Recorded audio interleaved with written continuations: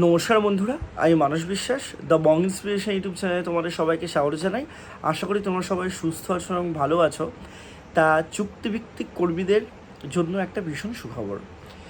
আশাকর্মী থেকে শুরু করে সিভিক ভলেন্টিয়ার থেকে শুরু করে যারা আমাদের এই রাজ্যেই সেন্ট্রাল গভর্নমেন্টের বিভিন্ন প্রজেক্টে অস্থায়ী কর্মচারী হিসাবে কাজ করছেন, যারা বিভিন্ন এজেন্সির মাধ্যমে নিযুক্ত হয়েছেন অস্থায়ী কর্মচারী হিসাবে, সবার স্থায়ীকরণ এবং বেতন ভিত্তির যে ব্যাপারটা বা বেতন বৃদ্ধির যে ব্যাপারটা সেটা নিয়ে কিন্তু একটা গুরুত্বপূর্ণ আপডেট আছে।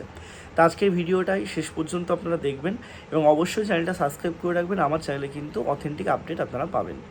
তা দেখুন, গত 1 তারিখে সংগ্রামী যৌথ মঞ্চের তরফ থেকে আমাদের রাজ্যের মাননীয় মুখ্যমন্ত্রী শ্রী শুভেন্দু অধিকারী মহাশয়ের কাছে অনেক দাবি দাওয়া নিয়ে কিন্তু যাওয়া হয়েছিল। সেখানে সংগ্রামী যৌথ মঞ্চ থেকে যেই দাবিটা বা যেই কথাগুলো বলা হয়েছে সেটা হচ্ছে রাজ্যের অস্থায়ী কর্মচারী, যেটা সিভিক ভলেন্টিয়ার হতে পারে, এনএসিআই শিক্ষক শিক্ষিকা হতে পারে, তারপর সরকারি যে অস্থায়ী কর্মচারী আছে তারা হতে পারে, থার্ড পার্টি ভেন্ডার থেকে যারা অস্থায়ী কর্মচারী আছে তারা হতে পারে, আশাকর্মী বা অঙ্গনারী কর্মী তারা হতে পারে, বিভিন্ন ট্রেড কালচার থেকে শুরু করে এবং যে বেতনের যে স্ট্রাকচার, সেই স্ট্রাকচার রিলেটেড সমস্ত কিছু নিয়ে কিন্তু মুখ্যমন্ত্রীর সাথে কথাবার্তা সেদিন বলা হয়েছে। এবং আপনারা সবাই জানেন যে আপনাদের কতটা পরিশ্রম করতে হয়।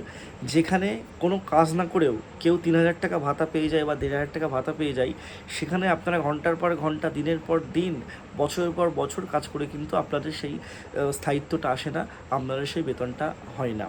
তা সেক্ষেত্রে এই সরকার যেহেতু প্রতিশ্রুতি দিয়েছিল ভোট পূর্বে যে অস্থায়ী কর্মচারীদের বেতন বৃদ্ধি এবং স্থায়ীকরণের ব্যাপারটা, সেটা কিন্তু করা হবে।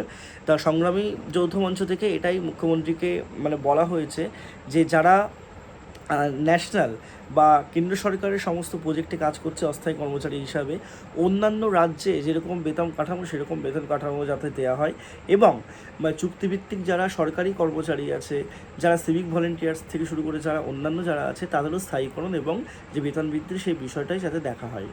তা আপনারা সবাই জানেন যে এটা দীর্ঘদিন ধরে চলে আসছে। এর আগের সরকারে অনেক রকমভাবে জালিয়াতি, অনেক রকমভাবে দুর্নীতি, অনেক রকমভাবে ট্রেড কালচার থেকে শুরু করে বিভিন্ন বিষয়ের মধ্যে কিন্তু আপনাদের পড়তে হয়েছে। 10 ঘন্টার জায়গায় অনেকে 12 ঘন্টা, 8 ঘন্টার জায়গায় অনেকে 13 ঘন্টা, 12 ঘন্টা এরকম কাজ রেগুলার করে গেছেন। আপনাদের কিন্তু অনেকে ছাঁটাইয়ের ভয় দেখিয়েছে, অনেকে বেতন না দেওয়ার ভয় দেখিয়েছে। তা সেক্ষেত্রে এই জিনিসটা হবে না।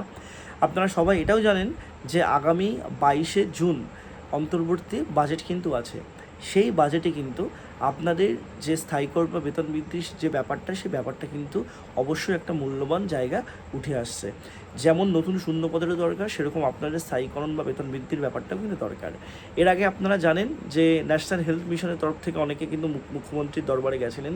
সেখানে বলা হয়েছে যে সেপ্টেম্বর মাস থেকে কেন্দ্র সরকারের ডি অনুযায়ী বেতন কিন্তু দেওয়া হবে এবং কেন্দ্রের রিলেটেড যে কেন্দ্রের মতো করে যে বেতন, সেই বেতনটা কিন্তু দেওয়া হবে বা ডিএ দেওয়া হবে।